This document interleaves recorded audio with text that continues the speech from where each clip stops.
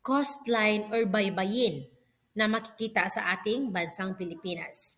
Ang tabing dagat or coastline, ito ay mga nagpapakita ito ng anyo at itsura ng ating karagatan also. Mga katangian ng Pilipinas bilang isang archipelago or binubuo ng mga isla or island or islet.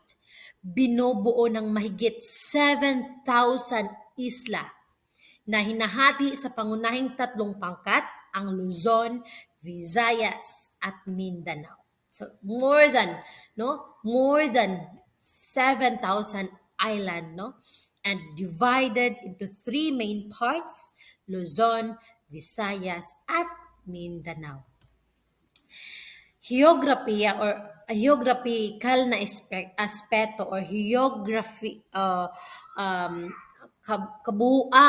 kabuuan ng ating archipelagong bansa. Makikita natin ang Pilipinas sa Timog Silangang Asya. Again, Timog Silangang Asya or Southeast Asia. Southeast Asia or Timog Silangang Asya. Ito ay napapalibutan ng dagat Pilipinas sa silangan, dagat Celebes sa timog, at dagat sima ng Pilipinas ay tropical or tropical climate. Okay, na nakakaranas ng mainit at maulan na panahon. Hindi lang mainit, hindi lang maulan, but both. Okay?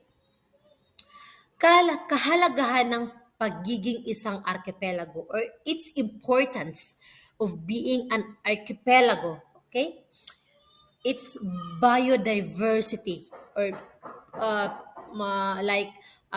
the Philippines is rich in biodiversity is due to its numerous islands. Pagkakaiba, marami tayong natural resources na makita sa Pilipinas, right? And then its culture or kultura. Bawat isla ay may natatanging kultura at tradisyon. It's very nice. At economy or ekonomiya, ang ekonomiya ng bansa ay nakikinabang.